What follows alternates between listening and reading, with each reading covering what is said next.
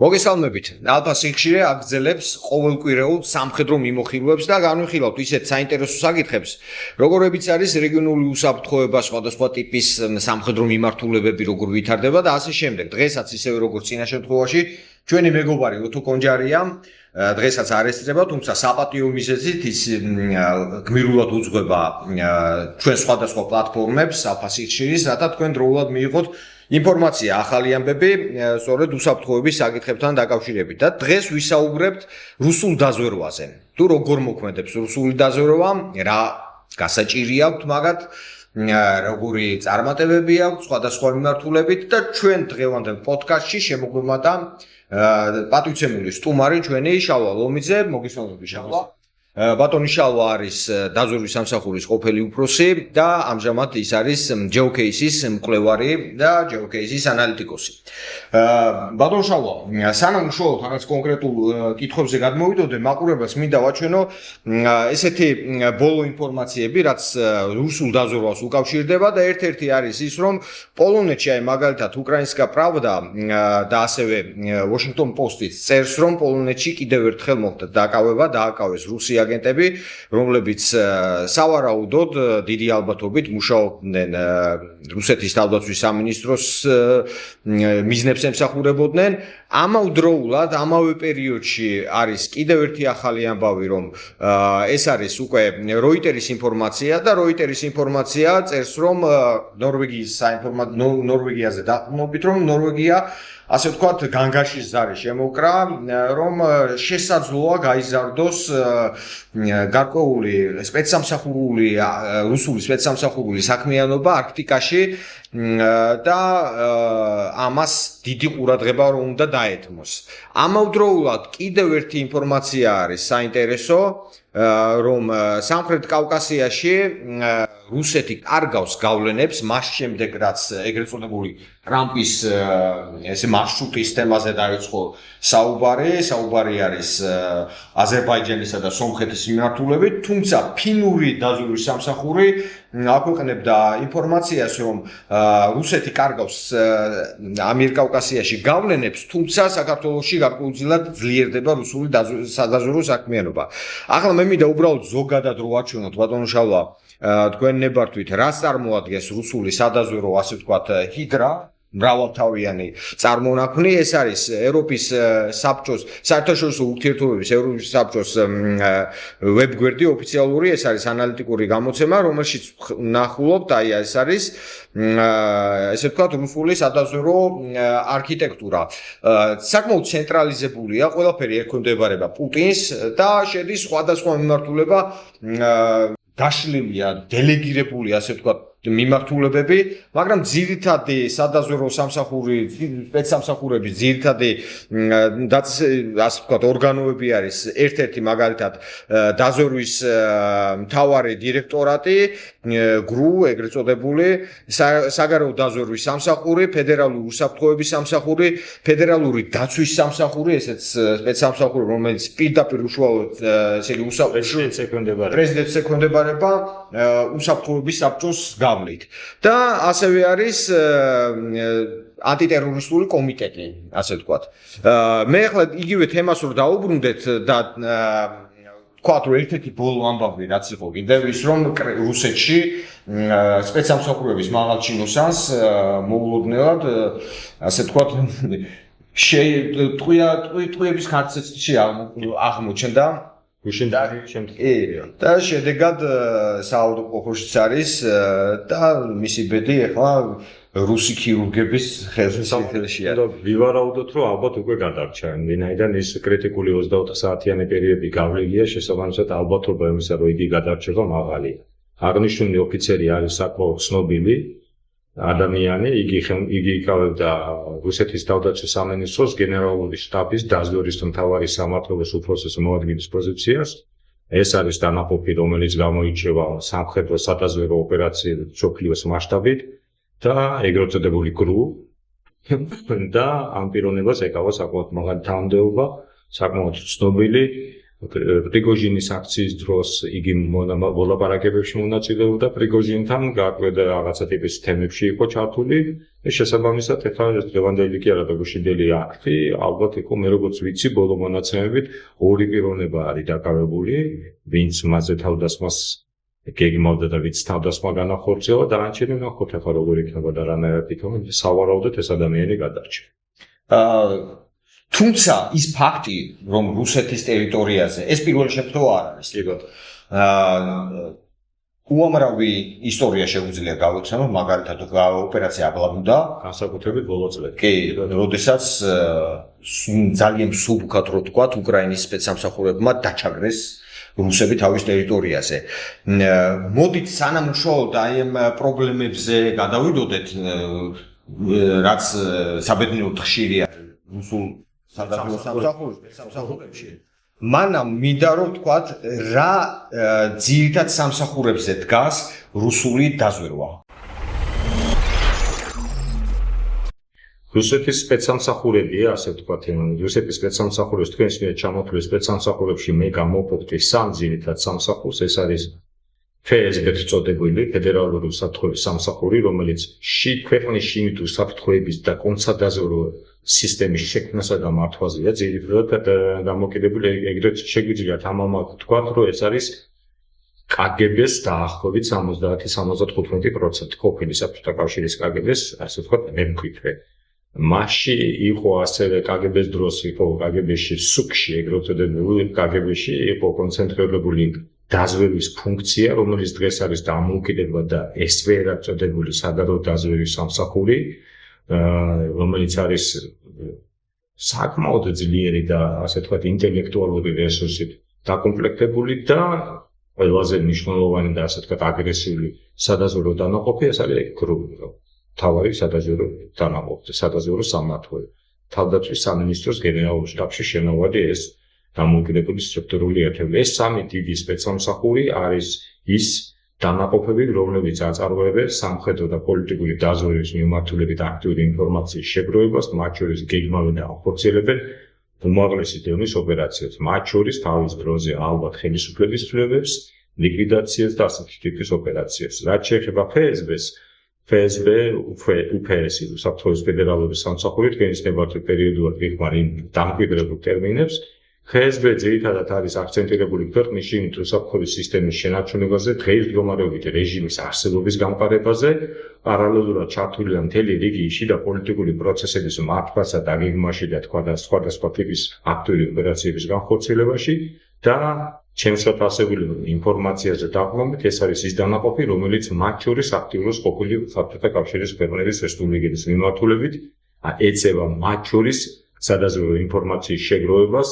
უკრაინის მოვლენების დროს გახსოვთ ესედა, ასეთი ცნობილი პიროვნება, სწორედ მას ჰქონდა ჩაბარებული ინფორმაციის შეგროვება, იგი მუშაობდა საერთაშორისო FSB-ში, მისი ამოცანა იყო უკრაინის ტერიტორიაზე მოსახლეობის განწყობებისა და სასურველი ნარატივების შექმნის და ამ ნარატივების სასურველი მიმართულებით განვითარების ხარდაჭერა და თანადგომა. შესაბამისად FSB გამომდინარე იქიდან, რომ სამართლებრივად იგი უცხო ქვეყნის ტერიტორიაზე არ ოპერირებს, ყოფილი საბჭოთა კავშირის ქვეყნების მიმართ ეფექტის საკვანძო დანაყოფია, რომელიც ასრულებს სადაზვერვო ამოცანებს, ხოლო SVR-ი, ეგრეთ წოდებული საგარეო დაზვერვის სამსახური და დაზვერვის მთავარი სამმართველო, თავდაცვის ხაზით, ისინი ოპერირებენ მთელი მსოფლიოს მასშტაბით. ერთი პოლიტიკური დაზვერვის ნაწილში, მეორე სამხედრო დაზვერვის ნაწილში. ოღონდ სამხედრო დაზვერვა და პოლიტიკური დაზვერვა არ მინდა გაიგივდეს, რომ ეს არის მხოლოდ ინფორმაციის შეგროვება. ეს არის მწვავე ოპერაციები, ეს არის რეკრუტინგი, ეს არის აგენტურული ბაზის შექმნა, ეს არის ცალკეული პროექტების ინიციირება, მხარდაჭერა და განვითარება, მათ შორის სხვადასხვა კონტინენტებზე თავის დროზე წარსულში და ალბათ მომავალშიც სხვადასხვა ტიპის სასურველი პოლიტიკური პროცესების ინიციირება, როცა მართვა სასურველი ფიგურების მოყვანა კონკრეტულ პოზიციებზე, მათი მხარდაჭერა, თუ გავიხსენებთ აგერ ვაგნერის ოპერაციას, რომელიც მრავალი წლის განმავლობაში ვითარდებოდა, იქ დაწმუნებით შემიძლია თქვა, რომ იყვნენ წარმოადგენელი მათ შორის გრუს ოფიცრები, რომლებიც თანამშრომლობენ ადგილობრივ ხელისუფლებებთან სხვადასხვა კონტინენტებზე და მათი ამოცანა იყოს რუსული სამხედრო პოლიტიკური თუ სპეცსამსახურების ინტერესების გატარება სხვადასხვა ქვეყნებში და პოლიტიკური ელიტის დაკვეთის აღსრულება მათ შორის გავარკვევი მეთოდებით. დასავლეთში დასავლური გამოცემები ხშირად წერენ უკვე ბოლო პერიოდში განსაკუთრებით 2025 წლის ბოლოს გააქტიურდა ეს მინიშნებები, რომ რუსეთი აქტიურად ახორციელებს რეკრუტირებას ესე იგი დასავლურ ქვეყნებში აგენტების. თუმცა ამავდროულად პარალელურად იგივე 2025 წელსვე ისეთი ოპერაციები იგეგმება რუსეთის ტერიტორიაზე, რომელიც წესით არ უნდა გამოპაროდათ რუსულ სამსახურებს თუ კარგად მუშაობენ. ავიღოთ ისევ იგივე მაყურებლისთვის ჩვენი გამომწერებელი აბლაფუდას ოპერაცია. მოდით დავიწყოთ რა იგულისხმება რეკრუტირებაში, ამავდროულად მინდა შეგახსენოთ Telegram არხებზე გამოჩნდა ქართულ სივრცეში გამოჩნდა ბანერები 2025 წლის ბოლოს, სადაც საქართველოს მოსახლეობას თავაზობდნენ მაღალი ანაზღაურების სანაცვლოდ რუსულ ჯარში სამსახურს. ესეც საინტერესო კომპონენტი არის ალბათ ამ დიდ ჯაჭვში, ერთ-ერთი შემადგენელი ნაწილი არის ამ ჯაჭვის და როგორ ახდენს რეკრუტირებას, რა იგულისხმება რეკრუტირებაში და ძალიან მარტივ ენაზე და დილეტანტურ ენაზე რომ ვთქვათ, როგორ არის დასავლეთის მიმართულებით რუსეთი ძლიერი იმ დროს, როდესაც საკუთარ ტერიტორიაზე უმნიშვნელოვანესი ოპერაციული ჩავარდნებიო. ხო, ახლა სპეცსამსახურებში ჩავარდნები თუ არ არის, მაშინ უფრო დიდი ჩავარდნა, ანუ პირდაპირ თქვი, ძალიან გულწრფელად ვიტყვი, შესაბამისად ჩავარდნები გასაკვირი არ არის. და ჩავარდნები მოსალოდნელი არის ოპერაციების დაგეგმვის დროს პირველი რაც უნდა იფიქრო რომ ეს ოპერაცია რო ჩავარდება უკან გამოსვლის რა მექანიზმი შეიძლება გქონდეს ის რომ ევროპული ქვეყნები და დასავლეთის ქვეყნები რომლებიც დღეს გვემდინებიან უკრაინის აქტიურ მხარდამჭერებლად პოლიტიკურ სამხედრო თუ სხვადასხვა ტიპის მიმართულებებზე წარმოადგენს რუსეთის სადაზვერვო ორგანიზაციების დაინტერესების საგანს ამაში გასაკვირი არაფერი არ არის საბჭოთა კავშირიდან მოყოლებული, ასე თქვა, დასავლური სამყარო მუდმივად იყო რუსეთის კი არა და საბჭოთა კავშირის სადაზვერვო ორგანიზაციების ზადი დაინტერესების ობიექტი. ამას ისტორიულად აკეთებდნენ, გამოსდიოდათ, ჰქონდათ დიდი წარმატებები და სამწუხაროდ დღესაც აქვთ ალბათ გარკვეული ტიპის წარმატებები. თუნდაც თქვენს მიერ ახსენებდი ფაქტი, რომ პოლონეთში და აკრვის ჯაშუში ეს არის ალბათ ასე თქვა, პოლიტიკური გადაწყვეტილება პოლონეთის უსაფრთხოების სამსახურმა, შიდა უსაფრთხოების სამსახურმა დიდი ალბათობით ამის შესახებ გარკვეული პერიოდის წინ უკვე ჰქონდათ ინფორმაცია, უბრალოდ დღეს დაჭირდათ პოლიტიკური გადაწყვეტილებებიდან და აქტიურობიდან გამომდინარე, გარკვეული რეაქციის ჩვენება რუსეთისათვის და გადადგეს ეს ნაბიჯი. რაც შეეხება აბლაბუდის ოპერაციას, აბლაბუდის ოპერაციაზე ასე თქვა, სამართლებრივი და ოპერატიული პასუხისმგებლობის დიდი წილი მოდის უსაფრთხოების ფედერალურ სამსახურზე. რომელშიც შედის კონცენტრაციული საქმიანობის ასე თქვა ძირითადი ამოცანების დასახვა და განხორციელება. რუსეთის ტერიტორიაზე სხვა ქვეყნის სპეცსამსახურების მიერ ჩატარებული ამ შემთხვევაში უკრაინის სპეცსამსახურების მიერ ჩატარებული ოპერაციაზე პასუხისმგებლობა არის უშუალოდ FSB-ს კისერზე. ეს მიანიშნებს იმას, რომ ამ ბოლო წლების განმავლობაში რუსეთის სპეცსამსახური კი არ ვითარდება, არამედ განისაზღვრება არსებობს უამრავი ხვრელი არსებობს უამრავი სუსტი ადგილი, რომლითაც ჭკვიანურად ისარგებლეს მოწინააღმდეგე სპეცსამსახურებმა და ამ არხების გამოყენებით უზრუნველყოს ამ უნიკალური ოპერაციის ჩატარება. თავისი არსით წასაკითხად და მოსასმენად ეს ოპერაცია, ასე თქვა, მარტივად გეჩვენება რაღაცა მოხდა და რაღაცა სტრატეგიული მომდამშენების რაღაცა 30% განადგურდა. სინამდვილეში ოპერატიული თვალსაზრისით თუ მივდგებით, ეს არის ძალიან მაღალი დონის, საჭიროებს ძალიან მაღალი დონის დაგეგმვას მასში უმაღლესი მდუვლით მოსარგებლე ფიგურანტების მონაწილეობას ამ ყველაფრის ამების დონეზე გათვლას ისეთი ან საუკეთესო ისტორიული მნიშვნელობის ოპერაცია შეიძლება ჩაითვალოს ის რაც გააკეთეს ჩვენმა უკრაინელმა მეგობრებმა და კოლეგებმა. კიდევ ერთხელ ვიტყვი, ეს პირდაპირ მიანიშნებს მინიმუმ სამხედრო კონტრსადაზვერვო სისტემის მოშლაზე რუსეთის ფედერაციაში და სარეჟიმო ობიექტების დაცვის, სახელმწიფო საიდუმლოებო ობიექტების დაცვის მიმართულებით უდიდეს ჩავარდნას. ახლა ძალიან ძნელი ალბათ ამ ოპერაციის შემდგომ გარკვეული ტიპის ზომები იქნებოდა მიღებული და გააძლიერებდნენ გარკვეული გენერალი აგერ დაუწყდეს გიჟი. ხო ეგრეა, როდესაც სისტემა ირღვევა, იშლება და ლოყება ბოდიში ამ ტერმინის გამოყენებისთვის, მაშინ ძალიან ძნელია ეს ასე თქვა მკაცრი ხელი და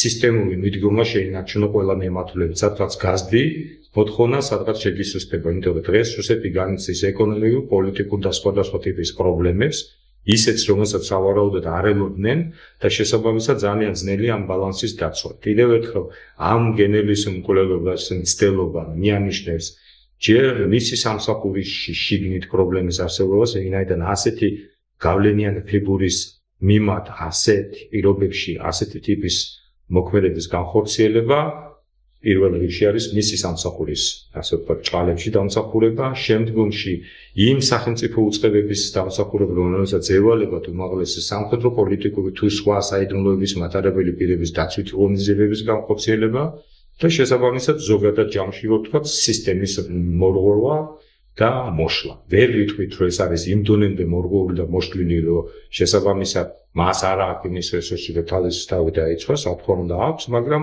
თუ იჩვენებს ეს სიტუაცია, რომ თუ მოწინააღმდეგე გეგმავს სწორად, კლასიკურად და ასე ვთქვათ, სკრუპულოზურად მას შედეგი გამოსცეს. ეს არ არის ერთადერთი გენერალი, ჩვენ ვიცით, რომ სამხედრო ფრონტის ხაზზე უამრავი გენერალია ლიკვიდირებული სხვადასხვა ხორბლებში და ბრძოლას ეს შედეგი მოაქვს, მაგრამ ეს იმას მიანიშნებს, რომ მოწინააღმდეგე იზრდება, ამ შემთხვევაში უკრაინაზე ნახსაუბარი და საკმაოდ კარგად ოპერირებს და სარგებლობს იმ ხარვეზებით, საბედნიეროდ იმ ხარვეზებით, რომელიც გააჩნია რუსეთის უსაფრთხოების სისტემას ჯამში ერთად არაკეთებს. მე მინდა ამიერკავკასიაზე გადმოვიტანოთ საუბარი და ის რაზეც ვისაუბრეთ, რომ აი ამიერკავკასიაში რუსული გავლენა მცირდება, მას შემდეგ რაც ამერიკის შეერთებულმა შტატებმა ღიად ინტერესი გამოხატა აზერბაიჯანისა და სომხეთის მიმართულებით, ესე ტრამპის მარშრუტი და ასე შემდეგ. ხედავთ, რომ ეს ორივე ქვეყანა, სომხეთიც და აზერბაიჯანიც ცდილობენ ყოველ შემთხვევაში სულ მცირე ვთქვათ, ცდილობენ გაამყარონ კავშირები ამერიკის შეერთებულ შტატებთან. ამერიკა, რომელიც ასე ვთქვათ, ინტერესების სფერო და ასახელებს ღიად სტრატეგიულ დოკუმენტებში, ბოლო პერიოდშიც გამოიცა დასავლეთ ნახევარსფეროს, პრაქტიკულად ხედავთ, რომ აღმოსავლეთ ნახევარსფეროშიც ინტერესები აქვს. საკმაოდ კარგად ოპერირებს. და ასეც იქნება აუცილებლად. და ამავდროულად ის საუბარიც, რომ ამიერკავკასიაში, როდესაც სომხეთში მაგალითად აქვს უდიდესი ბაზა, რუსეთის გიუმრის სამხედრო ბაზა, არ უნდა დაგვაუწყდეს, რომ ბაზები საქართველოს ოკუპირებულ ტერიტორიაზეც აქვს. და ამ კონტექსტში, როდესაც საუბრობენ დასავლეთში, რომ საქართველოში იზრდება რუსული სპეცსამსახურების გავლენა. მოდით თავიდან დავიწყოთ ესეთ კითხვას დაგისვავთ, რა არის საქართველოს გეოგრაფიულ არეალში რუსული დაზვერვის საყრდენი წერტილები. აქ საუბარი მაქვს ალბათ მოგდებოდით იმ ბაზებზე ძირითადად ხერაბად. არა მხოლოდ ბაზები, მასე კლასიკურად ვერ მივუდგებით ამ საკითხს, ასე თქვათ ასე. რუსეთის სპეცსამსახური საქართველოსთან მიმართებაში გამოიყენებს ყველა იმ შესაძლო პოტენციურ რესურსს, რის შესაძლებლობასაც მას საქართველო მისცემს. საქართველო ამ შემთხვევაში მაქვს საუბარი უსაფრთხოების სისტემა. ინტერესი საქართველოს მიმართ იყო, არის და იქნება. საქართველოში რუსეთის სპეცსამსახურები ახორციელებდნენ გადმობირებით და მწვავედ ოპერაციებს. ალბათ დღესაც ახორციელებენ და არჯერა ასეთი რამე დღეს არ ხდება, დაუშვებელია, აუცილებლად იქნება ეს ასე და სამომავლოდაც შეეცდებიან. ვინაიდან საქართველოს ჯერ მხოლოდ იქიდან გამომდინარე, რომ არის ქვეყანა, რომელიც ცდილობს დაუკავშირდეს ევროკავშირს, გახდეს დასავლური ცივილური სამყაროს წევრი, ეს პირდაპირ წინააღმდეგობაში მოდის რუსეთის ფედერაციის საგარეო პოლიტიკური ინტერესებთან, შესაბამისად ყველა რესურსს გამოიყენებს იმისათვის, რათა მისი ბაზა როგორც პოლიტიკური, ასევე ოპერატიული ბაზა საქართველოში იყოს საკმარისი გარკვეული ხელების ან მოქმედებების განხორციელებისათვის. ეს შეიძლება იყოს ცოცხალი ადამიანები, ეს შეიძლება იყოს ცოცხალი პროექტები, ეს შეიძლება იყოს ბიზნესში გავლენები, ეს შეიძლება იყოს პოლიტიკურ ჯგუფებში გავლენები, ეს შეიძლება იყოს სხვადასხვა ეთნიკურ ჯგუფებში გავლენები, რელიგიურ წრეებში, მედიაში, საექსპერტო საზოგადოებაში, სპეცსამსახურებში, სამწუხაროდ თავდაცვის სამინისტროში, სადაც ამის რესურსი მიეცემა. ამის რესურსის მიცემის ერთადერთი მწვეველი არის ადგილობრივი სპეციალური სამსახურების ეფექტიანი მუშაობა, როგორც საკუთარი ძალების გამოყენებით, ასევე საერთაშორისო თანამეგობრობაში სწრაფი ინტეგრირება, რათა ჰქონდეს ცოდვა იმ ტექნიკაზე, იმ ხერხებსა და მეთოდებზე, რასაც იყენებს რუსეთი სხვადასხვა ქვეყნებში სხვადასხვა ტიპის ოპერაციების მასშტაბის ოპერაციების განხორციელებაზე. ჩვენ ვერ გვექნება იმის შესაძლებლობა, რომ ერთდროულად ვფლობდეთ ინფორმაციას და არც რესურსი გვექნება სხვადასხვა მიმართულებით რუსეთი რას აკეთებს, ანუ როგორი ვიდეო პოლიტიკურ აქტივებს, როგორ ქნის მედია აქტივს, როგორ ქნის გარკვეულ ოპერაციებს, გარკვეულ პოზიციებს ძალოვან ორგანიზაციებში და ასე შემდეგ. თუნდაც ის პოლონური ფაქტია, ხო თქვენ ახსენეთ ჩვენი ინტერვიუის დასაწყისში, ეს იქნებოდა კარგი შესაძლებლობა პოლონელ კოლეგებთან სასაუბრო თუ როგორ მოხდა ამ პირობებში, როგორ განახორციელა რუსეთის სპეცსამსახურმა პოლონეთში, სავარაუდოდ პოლონეთის თუ რომელიღაცა X ქვეყნის მოქალაქის რეკრუტინგი და რა მექანიზმი, რა ტექნიკა, რა ადამიანები, რა რესურსები იქნა გამოყენებული იმისათვის, რომ ეს ასე თქვა სადაზვერვო პოზიცია შექმნილიყო. ასეთი ტიპის ინფორმაცია სხვა ტიპის ინფორმაცია ჩვენ გვაძლევს იმ ინდიკატორებს, რომლებიც შეგვიძლია ჩაუშვათ, ასე თქვა, ოპერატიული მომსახურების სივრცეში და მივიღოთ ის ინფორმაცია, რომელიც სამომავლოდ ჩვენ მოგცეს ჩვენ ქვეყანაში რაღაცა ტიპის ოპერაციებს, სადაზვერვო ოპერაციების განხორციელების შესაძლებლობას. ძალიან კარგად იყენებენ რუსები ალბათ. მოწყვეტი ფაქტორია მოსახლეობის დამოკიდებულება, კეთილდანწყობები, რაღაცა პოლიტიკური ნიშნით თუ რა ვიცი, ენობრივი ნიშნით. ასევე ძალიან კარგად გამოიყენებენ კორუფციულ მომენტს, რომელიც არის ყინვალი მექანიზმი იმისათვის, რაც ადამიანი ჩაითრიო თანამშრომლობაში. არის და მიღებული პრაქტიკა მესამე ქვეყნის დროში იქნება, როდესაც ადამიანი ექცევა სადაზვერვო ორგანიზაციების მართვის ქვეშ, მან იგი შესაძლოა ფიქრობდეს, რომ თანამშრომლობს რომელიღაც X ქვეყანასთან სინამდვილეში ამ პროცესის უკან დგას რუსეთი, რუსული პოლიტიკური თუ სამხედრო სადაზვერვო ორგანიზაციები. აქედან გამომდინარე, ტექნიკურ ნაწილში შესვლა უფრო ძალიან შორს წაგვიყვანს, ვიტყვი შეჯამების ნაწილში ვიტყვი, რომ თუ საქართველოს უსაფრთხოების სისტემა, ამ შემთხვევაში საქართველოში ამ საკითხზე პასუხისმგებელი არის სახელმწიფო უსაფრთხოების სამსახური. კონტრდაზვერვის დეპარტამენტი შექმნის იმ რეჟიმს, რომელიც მას მისცემს ინფორმაციასთან და პროცესთან ეფექტიანი დაპირების შესაძლებლობას, მას ექნება შესაძლებლობა გამოვადგინოს საქართველოს ტერიტორიაზე რუსეთის მწვავე, ნაკლებად მწვავე თუ საწყის ეტაპზე არსებული ოპერაციები. მიმართული რიგი აქტიური ღონისძიებების აგეგმვა განხორციელებისკენ თუ კონკრეტული ადამიანების რეკრუტირებისკენ.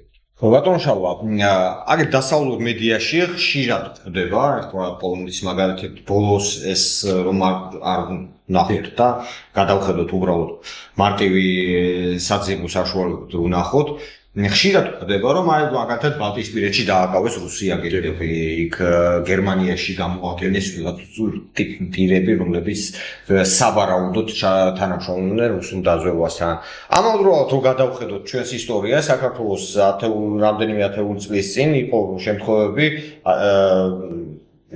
უფრო აი 2000-იანი წლების შემდეგ 2008 წლის შემდეგ მანამაც იყო ხშირად ხდებოდა რომ აი დააკავეს რუსულ დაზვერვასთან თანამშრომლობის მიზნით პირები. მაგრამ ნუ ახლა ბოლო 10 წელია ერთი ესეთი შემთხვევა არ გვსმენია. იქნებ აღარ მოქმედებენ საქართველოში რუსული დაზვერვა. გარანტირებულად შემიძლია გითხრათ, როგორც თქვენ გხედავთ ახლა, რომ რუსეთის სადაზვერვო ორგანიზაციები სხვადასხვა ჩემს მიერ ინტერვიუში ჩამოთვლილი და თქვენს მიერ ჩამოთვლილი ორგანიზაციები სხვადასხვა ფორმით აუცილებლად მოქმედებენ საქართველოს ტერიტორიაზე. გამორიცხულია, რომ დღეს საქართველოში არსებულ ვითარებას რუსეთის სპეცსამსახურები სადაზვერვო პოზიციების შექმნის ან შექმნილი პოზიციების განვითარებისათვის არ იყენებენ. გამორიცხული. პრობლემა დგას შემდგომ საკითხში. ამ თემაზე პასუხისმგებელი, ასე ვთქვათ, სადაზვერვო ღონისძიებების ჩატარებაზე პასუხისმგებელი არის სახელმწიფო უსაფრთხოების სამსახურის კონდაზვერვის დეპარტამენტი. კონდაზვერვის დეპარტამენტი არის ის ძირითადი ორგანო ეროვნული უსაფრთხოების სისტემაში, რომელიც ვალდებულია შეკრიბოს კონსადაზვერვო კუთხით სხვადასხვა ქვეყნის სადაზვერვო აქტივობებზე ინფორმაცია, მოახდინოს სამსახურის ხელმძღვანელობის ინფორმირება, რათა სამსახურის ხელმძღვანელმა შემდგომში მიიღოს პოლიტიკური ნება გარკვეული ნაბიჯების გადადგმასთან დაკავშირებით. თქვენს მიერ ჩამოთვლილი გასულ წლებში ჩამოთვლილი ფაქტებიც იგივე მექანიზმს და იგივე ეტაპებს გადიოდა, უბრალოდ კონკრეტულ მომენტში დგებოდა საჭიროება პოლიტიკური გადაწყვეტილება იმასთან დაკავშირებით, რომ კონსადაზვერვო არხით შემოსული სადაზვერვო ინფორმაცია მოხდარიყო რეალიზაციაში და მოხდარიყო ღიად ან ფარულად ამ ინფორმაციის გამჟღავნება. კონსადაზვერვო საქმიანობა ეს არ არის არ ვაკრინებ არც სხვა საქმიანობას, მაგრამ ეს არ არის ბრძოლა ნარკოტიკებთან ან სიტყვაზე რაღაცა კორუფციასთან და ასე შემდეგ კონცენტრაციულ საქმიანობის შედეგად შენ საბოლოო ჯამში მიდიხარ დედაქალაქებს შორის არსებული პრობლემური საკითხის გადაწყვეტის ამოცანასთან. ეს შეიძლება გადაწყვეტეს ჯელტმენურად, ფარულად, ჩუმად, იყო ასეთ შემთხვევებში დეტალებში აწავალ, შეიძლება გადაწყვეტეს საჯაროდ, ასე პერსონა ნონ გრატად გამოცხადებით და გაძევებით, ასეთი შემთხვევებიც იყო. დღეს რა ხდება? უცნობია, მეც მაქვს იგივე კითხვა, მაგალითად მოვიყვან მარტივ მაგალითს, როდესაც უკრაინაში შეჭრის შემდგომ მოხდა მობილიზაცია და რუსეთის მოქალაქეების რაღაც დიდი ნაკადი სექტემბრის თვეში მოაწყდა საქართველოს, სხვადასხვა ციფრი არსებობს მათ რაოდენობაზე, მაგრამ მინიმუმ 80,000 და მაქსიმუმ ალბათ 100-დან 25,000 მოქალაქე შეუძლებელი ამ ნაკადში არ ყოფილიყო რუსეთის სპეცსამსახურებთან სხვადასხვა ფორმით დაკავშირებული ადამიანი. იყო შემთხვევები ბათუმში სხვადასხვა სოციალურ ქსელში გავრცელდა ვიდეოები, თვითონ რუსმა ასე ვთქვათ დევნილმა ამოიცნეს სამხედროები, მოქმედი სამხედროები რუსეთის. არ არის გამორიცხული და დიდი ალბათობით ამ ნაკადში სხვა შემთხვევები საერთოდ ვერ დავიმეწოდა. თქვათ, რომ საქართველოს რუსეთის სპეცსამსახურების ჭიდილი დაიწყო 22 წლის სექტემბრიდან სიტყვაზე ან მაისიდან. ამ ნაკადში აუცილებლად იქნებოდა რუსეთის სპეცსამსახურებთან დაკავშირებული პირები. მოხდა თუ არა მათი ასე ვთქვათ გამოაშკარავება, მათ წინააღმდეგ რაიმე კონცენტრაციო აქტიური განხორციელება, ჩვენ ამაზე საჯაროდ არ გვსმენია. თუმცა არ შეგვიძლია გამოვრიცხოთ, რომ შესაძლოა რაღაცა ფარული გზებით ან მექანიზმებით ამ ხალხში ვიღაცები გამოავლინეს და გააძევეს ან დააკავეს ან აი სწორედ ამასთან დაკავშირებით მინდა დაგისვათ კითხვა. მოდი აი პოზიტიურად ვიფიქროთ. და საჯაროდ არ იჭერენ რუს აგენტებს და აი ფარულად ზღუდავენ მათ საქმიანობას და ფარულად ასე ვთქვათ აძევებენ და ნუ საზოგადოებისთვის არ არის ეს ცნობილი. ამის შესაბამისად ვიღებთ უნდა მივიღოთ რა შედეგი, რომ რუსული გავლენა შემცირდეს. რა არის რუსული დაზვერვისთვის, რა შეიძლება იყოს საქართველოში მიზანი და მიაღწია თუ ვერ მიაღწია?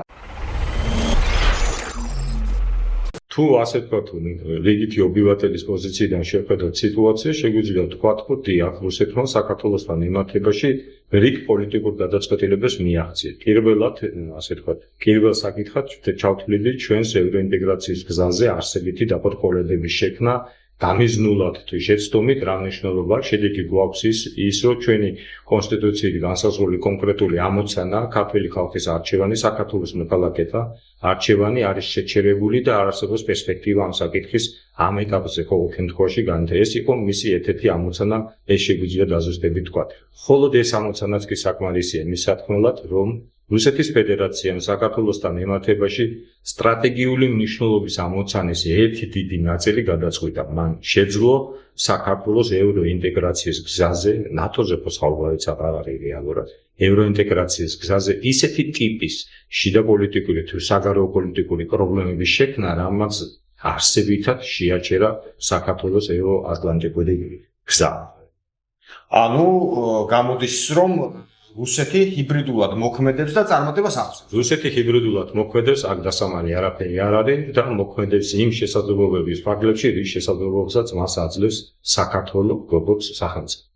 და კიდევ ერთხელ დაუბრუნდები ჩვენს მიერ დათქმას, თუ მიიცემთ უფრო მეტი შესაძლებლობას, გააკეთებენ უფრო მეც. გადავლენ უფრო აქტიურ, უფრო ქმედით ფაზაში. არ ვიცი რაში, რომ ფაზაში, ასე ვთქვათ, დოქტრინის თუ გეგმის მიხედვით დღეს რუსეთი საქართველოს რომ კონტექსტში და რა ნაწილში განიხილავს, მაგრამ მისთვის გაცილებით უკეთესი იქნება თუ უფრო მეც გააკონტროლებს, უფრო მეტის რესურსი ექნება და საქართველოს გამოყენებით გავლენას მოხდეს საქართველოს სხვა მეზობელი სახელმწიფოების საფინანსო საგარეო პოლიტიკურ საკითხებს. დაუბრუნდებით თქვენს თემას სომხეთ-აზერბაიჯანის ნაწილს. სრულიად არ მიყვის, რომ სომხეთის მიმართ სიტყვაზე იყოს ეხა მომეტებული ინტერესი რუსეთის სპეციალური სამსახურების მხრიდან ვინაიდან გვესმის, რომ სომხეთში წელს ტარდება ისტორიული მნიშვნელობის არჩევნები, ეს არჩევნები განსაზღვრავს სომეხი ხალხის, ასე ვთქვათ, მომავალს უახლოეს პერსპექტივაში, შესაბამისად ჩართულობა პირდაპირ ირიბის სხვადასხვა რესურსების გამოყენებით აუცილებლად იქნება რუსეთისთან და შეეცდებიან გავლენა მოახდინონ შიგნით პოლიტიკურ პროცესებზე. მათთვის ასევე მიუღებელია ბაქო და ერევნის აქტიური თანამშრომლობა, ურთიერთთანამშრომლობაზე. პრაქტიკულად ეს ისტორიული პრობლემა, რომელიც ამ ორი სახელმწიფოს ინდივიდუალ და რეგიონული განვითარების პროცესში უშლიდა ხელს, ეს საკითხი გადაწყდა, საკითხი გადაწყდა როგორც ისე გადაწყდა, არსებობს ამ საკითხის მშვიდობიანად განხარების უდიდესი და უნიკალური რესურსი, შესაბამისად ამერიკელების ჩართულობა რეგიონში, ასევე სხვა ქვეყნის ინტერესებში. სტრატეგიული პარტნიორები გახდნენ სომხეთი და ამერიკის შეერთებული შტატები. ეს შემოფეხებელი იქნება რუსული რა თქმა უნდა, სტრატეგიული თანამშრომლობა ჩვენი წარსულიდან გამომდინარე და ზოგადად დამკვიდრებული პრაქტიკიდან ეს არ არის მხოლოდ თანამშრომლობა ფიცელზე, ეს არის თანამშრომლობა უსაფრთხოების სფეროში, ეს არის გარანტიები ეკონომიკის მაგარშეში, საერთაშორისო ინვესტიციები. რა თქმა უნდა, თავდაცვისა და უსაფრთხოების სფეროში თანამშრომლობა ეს არის უნიკალური შესაძლებლობა, რომელიც ჩვენ სამწუხაროდ დავკარგეთ ამ ჩვენს მიერ გაუქმებული განცხადებებისა თუ პოზიციონირების გამო რეგიონში. ეს გამოსასწორებელი აღწევ. და მე მინდა თქვენს ნათქვამს მიუბრუნდე იმდენს გააკეთებენ, რამდენის უფლებასაც მივცემთ. მე მინდა ახლა გარკვეული შეფასება გთხოვოთ ბოლო პერიოდში უსაფრთხოების სისტემაში მიმდინარე ძვრების შესახებ, ის რომ საფრთხების შეფასების დოკუმენტი 2011 წლის არის ბოლოს არის 2011 წელს 13-ში განახლებით. რაღაც განახდა, მაგრამ არ გამოიცა, ეს არის საჯარო დოკუმენტებზე არის, მინდა ჩვენს გამომწერებს უთხრა საუბარი. და არასაჯაროც არის, მაგალითად საბჭოთა უსაფრთხოების სამსახურის ყოველწლიური ანგარიშები და ჩემთვის რაც საყურადღებო იყო ბოლო ანგარიშში, პირველად ჩაიწერა, რომ დასავლური გავლენების გაზრდა და საფრთხეთ არაპირდაპირად დასავლეთის მოაზრება. მე მინდა სანამ ამ თემას მიუბრუნდებოდეთ, მიმოვიხილოთ უსაფრთხოების სისტემა. რა ნაკოლოვანებები აქვს? ასე ვთქვათ, აი ძამაკობთ, რის საშუალებას მისცემს რუსულ სპეცსამსახურებს, ან არ მისცემს ჩვენი უსაფრთხოების არქიტექტურა. ვიცით რომ მოიცავს მრავალ კომპონენტს. უსაფრთხოების საბჭო გაუქმდა. უსაფრთხოების საბჭო არის გაუქმებული, კი ბატონო, გასული წლის აგვისტოს თვიდან ასეთი სისტემური ორგანო, რომელიც ამ საკითხებზე უნდა მუშაობდეს, არ არსებობს. თუმცა კიდე ჩაგეჭრებით, ბოდიში მოგიხდით, უსაფრთხოების საბჭო სანამ გაუქმდებოდა, იმდენი ამბავი მოხდა, რის გამოც უნდა შეკრებილი იყვნენ და არ შეიკრება, რომ ეს იყო ორგანო, სხვათა შორის მათ შორის თავის დროზე დასავლელი პარტნიორების აქტიური რეკომენდაციითა და მხარდაჭერით შექმნილი სახელმწიფო ორგანო, რომელიც თავისი ფუცელზე არსებული თავისი ამოცანებით იყო ძალიან კარგი. ეს არის ასე იყო ნეიტრალური სათათბირო ორგანო, სადაც თავს იყრიდა სხვადასხვა პროფილის სამინისტროების სპეციალისტები იყრიდნენ და ხდებოდა აქტიური მსჯელობა იმ პრობლემებსა თუ გამოწვევებზე, რომელიც ჩვენს რეგიონში არსებობდა, როგორც ქვეყნის ინტერესი იყო კატაკლიზმები, მიწისძვრა, წყალდიდობები და ასე შემდეგ, ასევე უსაფრთხოების ბლოკი და საგარეო და საშინაო პოლიტიკური საკითხები. მე მაქვს ინფორმაცია, რომ ამ სტრუქტურულ ეთოში მაღალი კვალიფიკაციის თანამშრომლები მუშაობდნენ, შიდა უწყებრივი თანამშრომლობა იყო იდეალურ დონეზე, თუმცა ის დოკუმენტები და ის საკითხები, რომლებიც შემდგომში საპარლამენტო დამტკიცებას და საჯარო განხილვას საჭიროებდა, ამ ეტაპამდე საკითხი არ მიგივიდა. რატომ ახლა დეტალებში ვეწავა. შესაბამისად ეს ორგანო გაუქმდა, ამ ორგანოს მაგალითად რა არის ეს და ვინ აიღო ამ ფუნქციის შესრულება. მე არ έχω შემთხვევაში ინფორმაცია. რაც შეეხება ვის შესაძლებლობას მივცემთ, ანუ კიდევ ერთხელ ვიტყვი ფონდაზურის დანაყოფის ამოცანას მინდა ორიოდე სიტყვით უფრო სიღრმისეულად შევეხო. მე დარწმუნებული ვარ, რომ დღეს ფონდაზურის სისტემაში არიან კვალიფიცირებული კადრები, რომლებიც ხედავენ იმ ოპერატიულ სიტუაციას, რაც დღეს ქვეყანაში არსებობს. იმიტომ მე ამ ფაქტებს მიმუშავე, ამ ფაქტს ვიცნობ და მათ კვალიფიკაცია შეიძლება ამეყარება. საკვანძო ამოცანა არის პოლიტიკური ნება. ერთ-ერთ ქვეყანაში ერთ-ერთი კონსოლიდაციო დანაყოფი ვერ გადაწყვეტს ვიწყო ქვეყანასთან მიმართებით რაღაცა ტიპის მოქმედებების განხორციელებას თუ არ არსებობს დაკვეთა პოლიტიკური არაპირდაპირ სახელმწიფო ინტერესი და არ არსებობს პოლიტიკური გუნდის ხარდაჭერა, იმიტომ რომ პოლიტიკური გუნდის ხარდაჭერის გარეშე ეს დანაყოფი თავმოუკიდებლად ვერაფერს ვერ შეძლებს. აქედან გამომდინარე, გამოავლინეს რუსეთის სპეცსამსახურების საქმიანობა, ვერ გამოავლინეს მარტო რუსეთის, ალბათ სხვა ქვეყნის სპეცსამსახურების მუშაობა, ალბათ არა დაზუსტებით შეიძლება ითქვას, ყველაფერი გადის პოლიტიკურ ნებაზე. თუ არსებობს პოლიტიკური საჭიროება, მაშინ ერხება კონტაზურის დანაყოფის მიერ შეგროვილი ინფორმაცია რეალიზაციაში და ხდება სხვადასხვა ქვეყნებთან სხვადასხვა თემებზე ჯერტყენურად ღიად ან ფარულად გარკვეული საკითხების ასე თქვა მოგვარება. ის რომ ერთი ქვეყანა მეორე ქვეყნის მიმართ აწარმოებს სადაზვერვო საქმიანობას და მეორე ქვეყანა ხომ სადაზვერვო საქმიანობას, ეს პრაქტიკაში დამტკიცებული ფაქტია, თავარია ვინ ვის აჯობებს და როდის იქნება გამოყენებული ეს ინფორმაცია რომელი ქვეყნის ან რომელი დედაქალაქის მიერ თავის სასარგებლოდ. და მე მინდა ეს მკითხოთ კიდევ სხვადასხვა ფორმით ბზარები, რა ბზარები აქვს საქართველოს უსაფრთხოების სისტემას რო შევხედოთ უსაფრთხოების სისტემას, რა ბზარები აქვს და შეიძლება თუ არა ეს ბზარები კიდევ უფრო მეტი გავლენების მოპოვების საშუალებას აძლევდეს რუსულ სპეცსამსახურებს. რაც უფრო სუსტია უსაფრთხოების სისტემა, მით უფრო მოქნილია შენი მოწინააღმდეგე. ფაქტია, თქვი კიდევაც, რომ რაც ვის შესაძლებლობა და ბზარებია. ეს მაგალითად ახალი კადრები, ახალი გამოცდილება, თანამედროვე ტექნოლოგიები, დასავლური სამყაროს ცოდნა და გამოცდილება, კავშირი საერთაშორისო ამ სამყაროს საერთაშორისო მეგობრობაში შენი აქტიური ვერ მონაწილეობა, შენი გზავნილის ვერ გატანა, შენი ხარდაჭერის ვერ მიღება, თანამედროვე ტექნოლოგიები, ტექნიკა, ცოდნა, განათლება, პოლიტიკური მდგენელი. სამწუხაროდ სპეცსამსახურების პირველი დამანგრეველი არის ის, როდესაც სპეცსამსახური გადაეცვლება პოლიტიკური ამოცანების გადაწყვეტაზე და არა ეროვნულ ინტერესებში არსებული ამოცანების გადაწყვეტაზე. ეს არის ცოცხალი ორგანიზმი, რომელშიც ერთდროულად თავმოყრილია ძველი, საშუალო და ახალი თაობა. ამ სამი თაობის კოაბიტაცია უნდა მოხდეს ისე მარტივად, რომ გათვალისწინებული იქნას თანამედროვე ხედვები, თანამედროვე მოთხოვნები, პრაქტიკა და ძველი გამოცდილება. ინსტიტუციური მეხსიერება. კი ბატონო, ეს ყველაფერი სამწუხაროდ ჩემს არსებული მონაცემებით, ეს ყველაფერი არის დაზიანებული მუდმივი რეფორმები, გაუმართლებელი რეფორმები, არაარგუმენტირებული რეფორმები.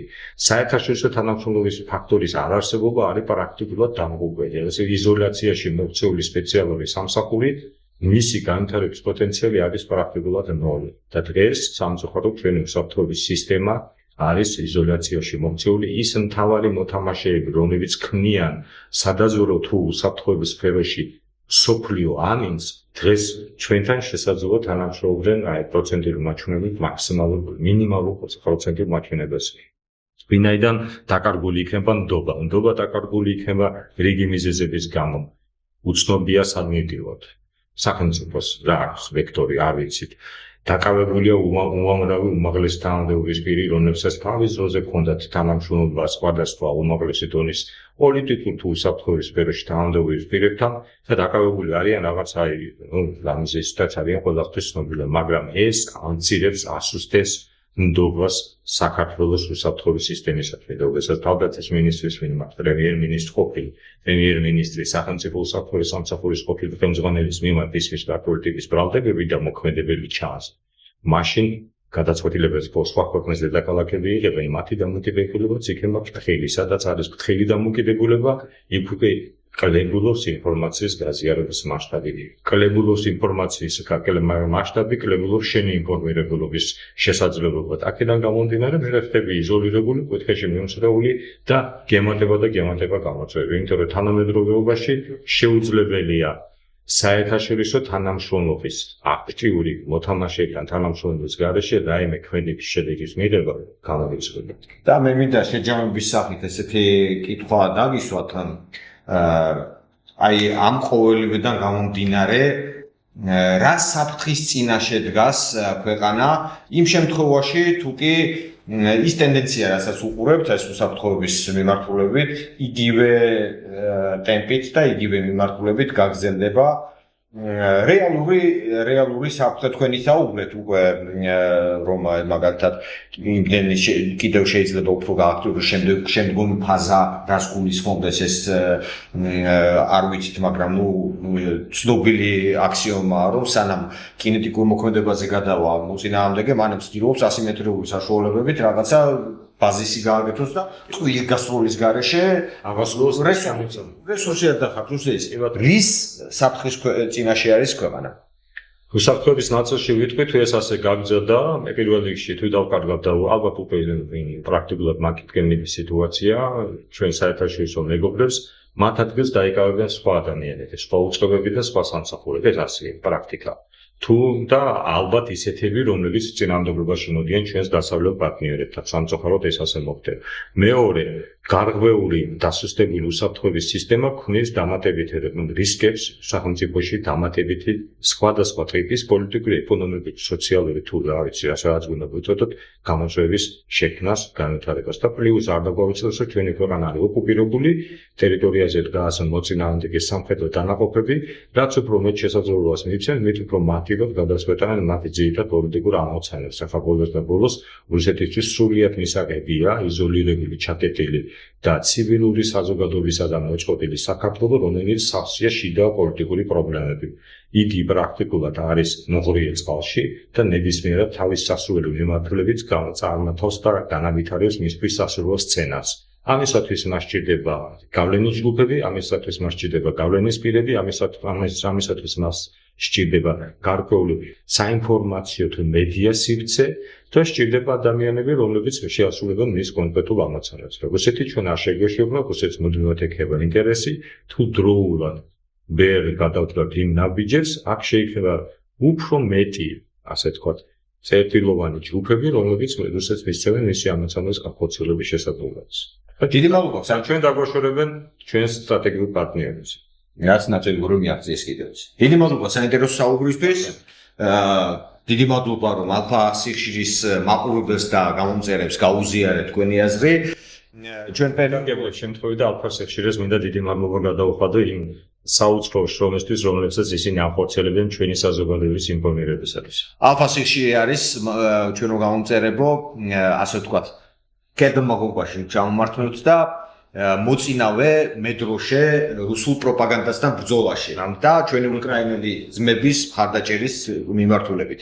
მადლობა რომ ვიყურებთ. არ დაგეზაროთ და არ გამოგჭეთ რომ გამოიწევოთ ჩვენი არხი და გვადევნოთ თვალი სხვადასხვა პლატფორმაზე. ჩვენ კიდევ გვპირდებით რომ შემდგომში კიდევ უფრო მეტი სიახლეებით შემოგთავაზებთ მიმოხილვებს.